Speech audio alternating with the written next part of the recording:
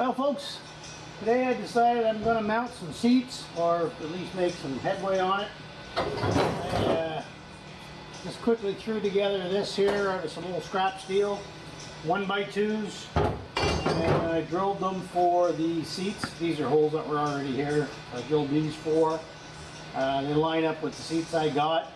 I want to put sliders on.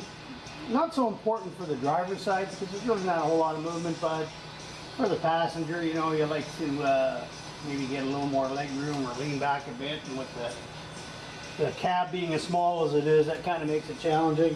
You never know, maybe somebody with really short legs is going to want to drive it, but that ain't happening, it's mine. The deciding factor of how strong this is how it mounts to this cab.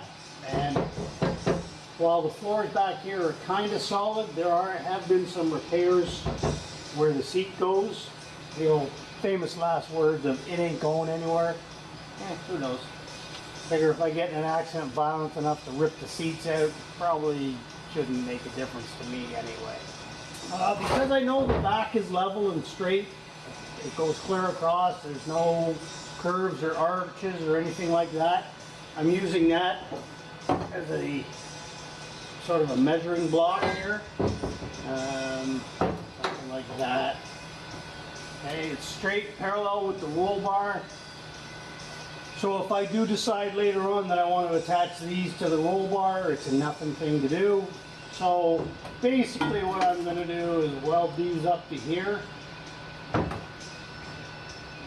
Sort of like this, with about 1 inch higher in the front. So for that I've got this guy measured.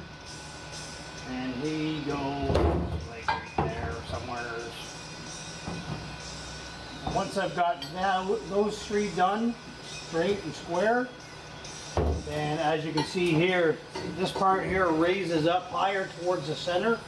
So I'm going to do these three legs, and then I'll fix the wobbly dog situation and custom cut that one so that it sits nice and flat. So anyways, let's get to doing some welding. Well, I don't want to melt my seats, so I'm going to let this cool just a sec. And then I'm going to test fit a seat in here and pop in and hopefully not fall on my head. So here's what we got for seats. Some Jegs cheapies.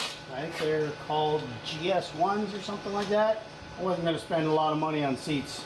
Not like I'm doing 6-hour highway trips with this thing. Okay, well I mocked it up here. Got the backs all in. Push right up against there. Again, not a whole lot of room here. I can get in. Other than my crooked steering wheel, what I gotta fix. That ain't too shabby, I can deal with that. Without disturbing anything, get rid of that again. Again, I gotta put a plate at the bottom eventually, but. Alright, now we got 3 legs in. While I was letting this one cool, I went ahead and made the other one. I'll take my measurement over there and go cut me that piece. Okay, so you can see there, quite a bit off, and I know this is straight and level. So, I gotta take a bit off of this guy, round a bit off of that one. Pretty close now. Oh, yeah, nuts. Let's get that thing burned in, and then I can try the seat out, see if I like it or not. Not like I have a whole lot of choice here. The space is limited. So I gotta put the feet on it to give me something, the way of bolting it down. But I'd love to have my seat sliders so I could bolt them in, but everything's on back order. Interesting time we're living in. Like nobody wants to work. I'm still debating tying this here in. That way I won't have to actually deal with bolts back here and cross whatever, we'll figure something. Well, there's what we're looking at. No doors, no seats are bolted in, nothing's there yet, but I can get my porky old butt in there, and I actually have some room pretty close to where the door's going to be. I should have plenty of room. Famous last words. I can reach my new wiper button. There's no real angle adjustment, but the angle's actually pretty good. I find it comfy. That's all that matters. And I'm going to put a slider in, so even with my girth, still got another 3 inches here, so I could kind of go forward and angle the seat back a bit if I wanted. These are recliners, but I mean, there ain't no room. I don't care what kind of seat you got in here, and these are pretty small seats. And I gotta put a radio. I gotta get my gauges in there. All right, Ratty's back up on the lift. I think I might just stab that tranny in today. Oh, went through my junk bin, found an old 350 flex plate, painted it up, a little bit of engine paint, just because it was kind of rusty and ugly looking. Automatic, so we don't need a pilot bushing. Now I just need to find some bolts. Flex plate's on, gotta tighten up some bolts here. Okay, torquing up that flex plate now, 65 foot-pounds.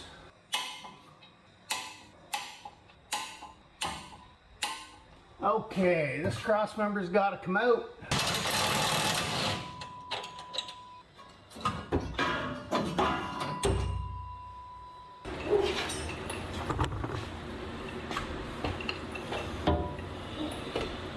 Okay, I'm gonna stab the torque converter in here before we can obviously get this thing up into position.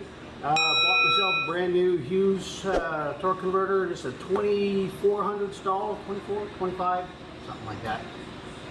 One thing I really like about Hughes is the thickness of the mounting plate they used to connect the flex plate to the torque converter. A lot of the supposed performance torque converters just have tiny little tabs welded on here. Hughes doesn't screw around. They got a nice big thick plate. You can see 3 nice big welds here. This thing is not coming off. It'll rip the torque converter in half before it rips that plate off. Okay, stabbing in the torque converter. Oh, sneezing fit for like the last 2 minutes. Oh, it's nasty. Okay, torque converter stabbed in. A lot of guys will screw this up for the first time, not realizing how far it actually has to go in. And it'll make a pretty solid clunk once it's all the way in, and you can see it's a fair ways back. Like, you can fit your hand in between where the bell housing bolts of the engine in front of the torque converter. All right, and you can tell because the flex plate takes up about the same amount of space. If you're out flush or almost flush, then you're not in all the way. Oh, slow, slow, slow, slow, slow, slow, slow. I cheated a bit. I lowered the car. Oh, we're getting there now. A little bit of tilt. 3/8 bolts.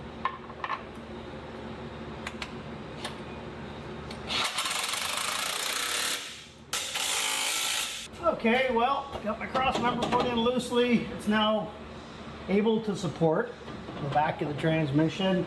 Tranny's got to go left, and then I'll put the bolts in down here. But I can get rid of this tranny jack now. Don't need that no more.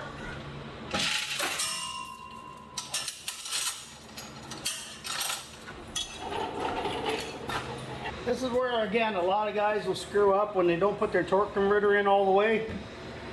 And they think it's in, and then they'll just start tightening those bell housing bolts. And what happens here, there's not a lot of clearance between the flex plate and the torque converter. And like, you know, you got maybe a 1/8 of an inch there. But it should spin freely.